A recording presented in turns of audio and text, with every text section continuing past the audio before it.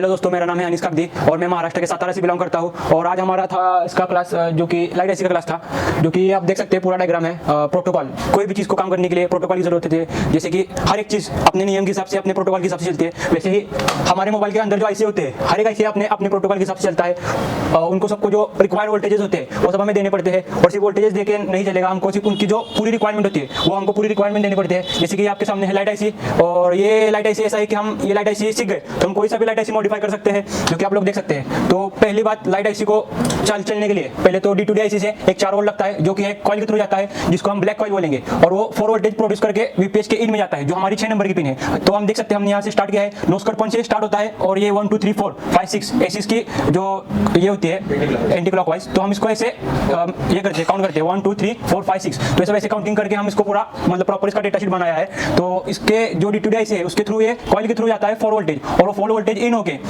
ऐसे सीधे जाके कॉइल के थ्रू, जो कि 10 माइक्रोहेनरी का कॉइल है, जो कि 10 माइक्रोहेनरी की कॉइल से जाके वो स्विचिंग होता है 4 नंबर के पॉइंट से। और वो स्विचिंग होने के बाद ये हमारा पूरा जो तैयार होता है वो प्लस का सप्लाई तैयार होता है। और सिर्फ हमें प्लस देके हमें कुछ फायदा नहीं है, हमें पूरा इसका प्रोटोकॉल समझना पड़ेगा। तो दूसरे प्रोटोकॉल में इसके आता है कि हमें प्लस तो हमने दे दिया, लेकिन एक लाइट को चालू होने के लिए प्लस और माइनस दोनों की जरूरत होती है। वैसे ही हमें एक कैथोड की लाइन आती है, जो हमें ग्राउंड जो एक ग्राउंड की लाइन आती है, वो हमें वीपीएस देने से कुछ नहीं बनता, उसके लिए हमें ग्राउंड देना पड़ता है, जो कि हमने 3 नंबर पिन पे आता है। 3 नंबर पिन पे ग्राउंड देने के बाद उसके बाद एक स्टेप आती है कि हमें आउटसाइड कैप लगाना पड़ता है, जो कि अगर अपना आईसी एकदम से लाइट आई और लाइट आने के बाद तुरंत ही बंद हो गई, तो उस सबको कंट्रोल करने के लिए आउटसाइड कैप बना रहता है, जो कि हमारे आईसी को हीट होने से प्रोटेक्ट करता है, जो कि ग्राउंड के साथ जुड़ा होता है। इसका काम ये होता है कि पूरा जो फ्रीक्वेंसी अगर हाई हो गई, मतलब जो वोल्टेज हाई हो गए, तो वोल्टेज को हाई करके ड्रॉप डाउन करके ये ग्राउंड से जोड़ देता है। तो ये इसका काम होता है आउटसाइड कैप का। तो ये लगाना बहुत जरूरी है, नहीं तो हमारा मोबाइल लाइट आके हीट करके वापस से बंद हो जाएगा। तो ये सब होने के बाद एक फीडबैक की लाइन आती है, जो कि हमको मिलती है डायरेक्ट कनेक्टर से, जो कि हम उसका टेक्निकल आईसी से लेके कनेक्टर पे जाती है, जिसका हमारा टेक्निकल नाम होता है K1, मतलब कैथोड 1। अगर ये आईसी के कनेक्टर पे डिपेंड होता है कि अगर उसमें ज्यादा लाइन हो गई तो K1 भी हो सकता है, K2 भी हो सकता है और K3 भी हो सकता है। तो हम इसे फीडबैक की लाइन भी बोल सकते हैं, जो कि 1 नंबर के पॉइंट पे आता है। और ये जो लाइन होती है ये सीधा कनेक्टर में से जाती है आईसी में, सॉरी आईसी से निकली कनेक्टर में जाती है, और इसके बीच में एक रजिस्टर लगा होता है, जो कि 5 ओम से लेकर 10 ओम तक का होता है। और इसका काम ये होता है कि ये अगर ब्राइटनेस कम ज्यादा नहीं हो रहा है तो उसका जिम्मेदार सिर्फ ये रजिस्टर होता है। अगर ये रजिस्टर को हम निकाल के शॉर्ट कर देंगे, ऐसे पूरा शॉर्ट कर देंगे, तो ये पूरी ब्राइटनेस एकदम एक लेवल में रखेगा। अगर ये रिमूव हो गया तो इसका पूरा वोल्टेज डिम हो जाएगा, जो कि ये नहीं करना है, इसको रिप्लेस ही करना है 5 से 10 ओम के साथ। तो इस प्रकार से अभी हम इतना होने के बाद एक वोल्टेज बनता है, जो कि हम कनेक्टर लगाने के बाद ही स्विच होता है। अगर हमारा ग्राफिक्स सेक्शन पूरा ओके है, बीपीएस सेक्शन पूरा ओके है, और पूरा हमारा अगर डिस्प्ले लगा हुआ है, तो ही ये वोल्टेज बनेगा, जिसको हम PWM और CABC बोलेंगे। अगर क्वालकॉम का सेट रहा तो ये CABC हो जाता है, अगर ये MTK का सेट रहा तो ये PWM हो जाता है। ये PWM कनेक्टर से स्टार्ट होता है और ये PWM इधर पे खत्म होता है 5 नंबर की पिन पे, जो कि 1.8 जनरेट करता है। और फिर ये पूरा टोटल होने के बाद हमारा जो है डायोड पे सिग्नल एनेबल होता है, जो कि इधर पे जाता है, जो कि 4 वोल्ट होता है, इधर पे 4 वोल्ट होता है, और ये जनरेट होकर पूरा इधर पे हमको नेगेटिव पे मिलेगा स्विचिंग होने के बाद 15 से 45 वोल्ट।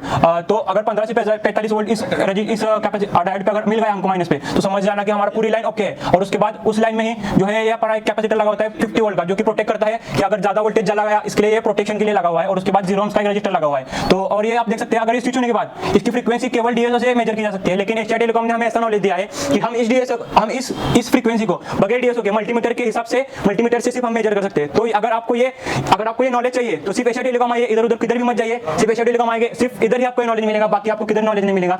तो और इस प्रकार से फिर हमारा पूरा ये प्रोटोकॉल होने के बाद फिर हमारा LED ए पे, जो कि LED एनोड होता है, उस पे हमारा जो है इधर पे कनेक्टर पे जाके जुड़ जाएगा, फिर वो पूरा एनेबल होगा, फिर हमारी लाइट चलेगी। तो इस प्रकार से पूरा इसका प्रोटोकॉल होता है। और ये प्रोटोकॉल बहुत अच्छी से हमारे सर ने हमें सिखाया। तो ये देख सकते हैं, मैंने इसको ड्रॉ भी किया है अपने हाथों से, बगैर देखे मैंने 3-4 बार ड्रॉ किया, और मैं इसको अच्छे से एक्सप्लेन कर सकता हूँ। और तो ये नॉलेज है एशिया टेलीकॉम का।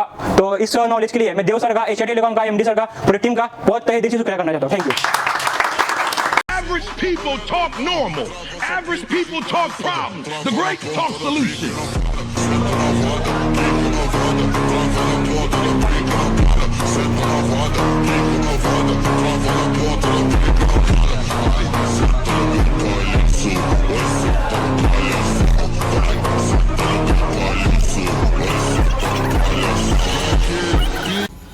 तो इस महीने की 28 तारीख को हमारा नया CPU मास्टर क्लास चालू होने वाला है। अगर आपको हैंड स्किल में दिक्कत आ रही है, अगर अभी भी CPU नहीं लग रहा है, या लगाते ही नहीं आता, या डर लगता है, या माइक्रोस्कोप ही नहीं है, तो एशिया टेलीकॉम सबसे बेस्ट इंस्टीट्यूट है, क्योंकि हम PPT में पढ़ाते नहीं है, हम प्रैक्टिकली करवाते हैं। हमारा क्योंकि 10 साल का एक्सपीरियंस इसी बात पर है, और एशिया टेलीकॉम में टेक्नीशियन बन के नहीं निकलते हैं, टीचर बन के निकलते हैं, क्योंकि देश को हमने दिए बहुत सारे टीचर। दोस्तों हमारे पास एक ही फीस है और इसी फीस में आपका रहना खाना सब कुछ फ्री है, लाइव वर्किंग बोर्ड सब कुछ फ्री है, क्योंकि हम डेली प्रैक्टिकल करवाते हैं। और हमारा मानना यही है कि पहले प्रैक्टिकल होना चाहिए, थ्योरी उसके बाद होना चाहिए। अगर आपको एक ऐसे इंस्टीट्यूट में आना है जो आपके लंबे समय तक आपका साथी रहे और बैकअप देता रहे फ्री में, तो आप ज्वाइन करो आज ही।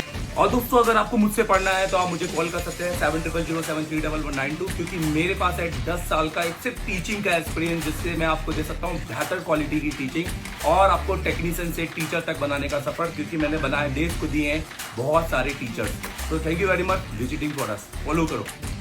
तो अगर आप मुझसे पढ़ना चाहते हैं और मेरे पास आ नहीं पा रहे हैं, या आप सिर्फ हार्डवेयर पढ़ना चाहते हैं और आप चाहते हैं कि एक अच्छा नेटवर्क सेक्शन, अच्छा डेट सेक्शन आपको मिले और मेरी लाइव क्लासेस में बैठना चाहते हैं, 8-8 घंटे 7-8 घंटे की मेरी लाइव क्लासेस में आप घर पे बैठ के पढ़ना चाहते हैं, बट ऐसा ऑनलाइन नहीं कि एक 8 बजे मैं आ जाऊं और आप आ जाए। आप एक वीडियो कोर्स चाहते हैं, आप चाहते हैं कि आप एनी टाइम जब भी आपका मूड करे आप इसको पढ़ लें, तो आप मेरा ये कोर्स परचेस कर लीजिए, मास्टर एंड्रॉइड कोर्स। ठीक है, अब इसकी कीमत 15,000 रुपए है और ये सिर्फ हार्डवेयर है। आपको इसके अंदर आप दे सकते हैं फुल HD वीडियो मिलेंगे मेरी क्लासेस के, जैसे मैं आपको एक क्लास में दिखा देता हूँ। डायरेक्ट हो गया, बूट सीक्वेंस हो गए, यहाँ पर CPU वाइज डिटेलिंग हो गई है, नेटवर्क सेक्शन हो गया, या फिर और बहुत सारी चीजें यहाँ पर हमने डाली हुई है, आप इसमें जाके देख लीजिएगा। अब आपने जैसे फॉर एग्जाम्पल मैं एक आपको यहाँ से दिखाता हूँ और मैं समय समय पर अपनी क्लासेस की अपडेट भी करूंगा, ये देखिए।